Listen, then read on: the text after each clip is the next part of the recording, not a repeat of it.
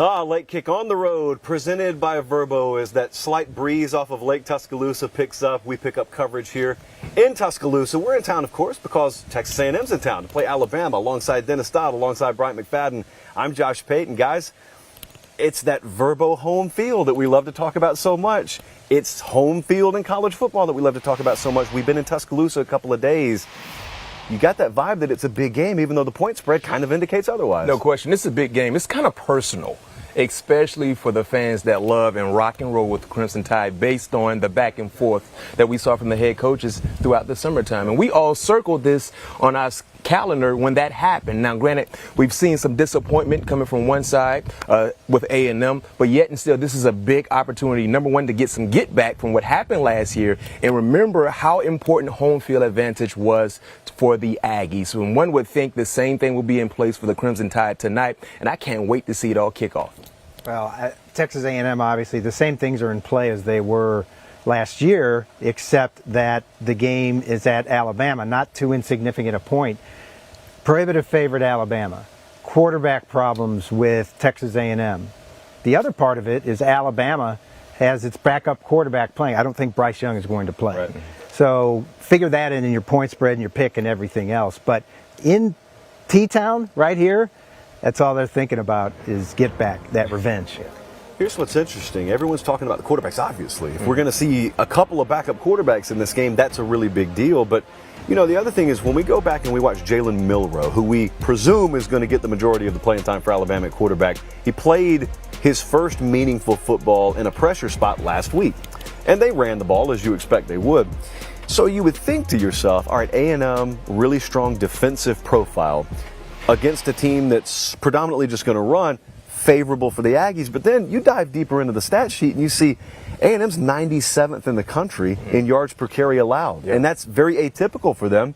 And so I almost wonder when we look at Jahmyr Gibbs and, of course, Jalen Milroe, I don't know that it's something that breaks open in the first quarter, but ironically, it may still be a matchup that favors Alabama. No question, because even though when you look at the strength of A&M's defense is in the trenches, you still like the mindset for the Crimson Tide offensively with the offensive line unit, not to mention with a more athletic quarterback now in the fold in Jalen Milroe along with Jahmyr Gibbs. They're going to run it. We saw them be successful last week against Arkansas, and I think they will continue that same success. And, of course, sprinkling some passes here and there. But when you talk about having another extra running back, and that's kind of who Jalen Milroe is into the fold, you know what St. Nick is going to do. Nick Saban, he's going to run it left, run it right, play action, and take chances when the chances are there.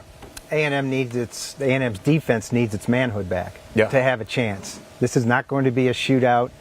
If it is, they're not going to win a shootout. And with the quarterback situation, maybe both backups, they're going to have to get better. You talk about 97th in the country. A lot of that was last week against Mississippi State, where they were just picked apart knowing exactly what they were getting with Will Rogers and the air raid from Mike Leach. Not completely different, but different, more balanced this week. The other thing to keep in mind now, when we're talking about Alabama's offensive approach, you don't know that you may not just need 20 points, 23 points, 24 points. That's kind of been A&M games so far this year, even with them not this banged up at quarterback. The other thing I wanted to go do is kind of hop in our little time machine and go back 1 year, because this is the week where it all turned around for A&M last year. This is the week where, just like this year, they already had 2 losses. Just like this year, they were a huge point spread underdog.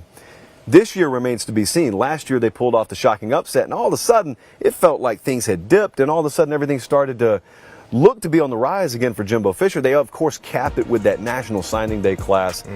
So we saw what one side of that coin is like when you get the big upset. What we haven't seen is what it's like, Dennis, when A&M's already got 3 losses before we get to Halloween, and you're paying a guy what you're paying him. I think the conversation around that team really has a chance to get uncomfortable after this weekend. Oh, I think so. I think we have to start talking about guys transferring after the season or getting in the portal during the season if it goes south like this. What people forget about last season, they beat number 1. They win. They're on top of the world. They didn't finish it off. Right. They were 4-2 and they beat Alabama. They finished 4-2. You know, they were 8-4 and then the bowl game.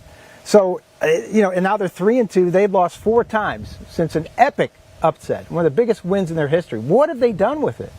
Now, Jim, we can have a different discussion about Jimbo's job security. I don't think that's going to be an issue, but they've got to turn it around at some point. No question. And the expectations are extremely high for a few reasons. Number one, when you look at bringing in Jimbo, giving him the money that he has seen so far there, along with these iconic recruiting classes, they want to see that put on film and become consistent, especially in the SEC. And we've seen some disappointing displays of football from A&M. And like you said last year, they were able to surprise all the naysayers in beating Alabama. And then they kind of had a few drop-offs in ball games throughout the course of the year. They got to be consistent. That's the thing about A&M and the expectations. They're looking for consistency, and they haven't seen that yet. And I can tell you this much. With Bryce Young or without Bryce Young, the fans from A&M, they want to see a competitive ball game. They want to see them fight, be consistent, and regardless of the outcome, they want to see them put up a nice effort. We have to wait and see, will that happen? I've got to go Bama. I've actually got to lay the points in a move that's pretty uncomfortable when we're talking about backup quarterback. But here's the part that at least my mind starts to go to when we're thinking about fourth quarter.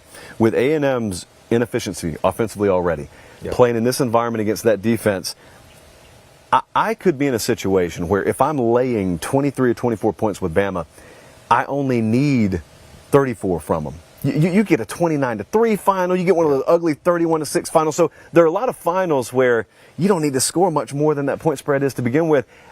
What I just screamed at you is take the under, by the way. So I'm going Bama. I'm actually going Bama under. B-Mac, what you got? I'm under. I'm under the covers. We're right here on the back patio. It's getting a little chilly. I need my blanket because I'm getting under the blanket for this particular ball game to echo everything that Josh talked about, the woes offensively for A&M. Regardless of who the quarterback has been, they've struggled. That has been the consistent theme for their offense the entire season, struggling. They will struggle in Bryant Dennis Stadium. Will Anderson and the crew, you better believe they won't get back. They see an opportunity to really improve what they can do on the defensive side, and they're going to dominate A&M's offense. And then Jalen Milroe, we believe they will lean on the ground and pound attack.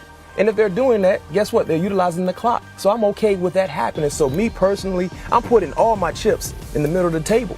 So if I expect to pay my light bill, I need this under to happen Saturday night. Just soaking up the vibe in town and here at Lake Tuscaloosa the last couple of days, that kind of changed my pick. I had Alabama covering. I think Texas A&M covers the 24 with two backup quarterbacks, with Nick only interested in running the ball and getting out of here with a win. We can, again, have a discussion about whether he wants to run it up or not, but that's on the Texas A&M defense. So I think A&M gets within the number. I think it's obvious it's going to be the under because of the lack of experience at quarterback. So I don't know, does A&M get its manhood back? No, obviously they get boat raced, whatever that looks like, under 24, but yeah, I like something like 34-12 or something like that. We'll see. And then, of course, life in the SEC dictates that after Bama plays A&M this Saturday night, they go to Neyland Stadium in Knoxville to play Tennessee a week later. All right, thanks, Josh, B-Mac, Dennis. A&M seeking consecutive victories over Alabama for the first time in school history as 23-point underdogs. Alabama leads the all-time series 11-3, 8-2 versus A&M since the Aggies joined the SEC in 2012. Fisher, by the way, 1-4 all-time versus Nick Saban. Do you want a sports network that delivers everything that matters about the game? The highlights, the picks, the instant analysis, no yelling, no fake debates, no politics. Hit the subscribe button and never miss a moment.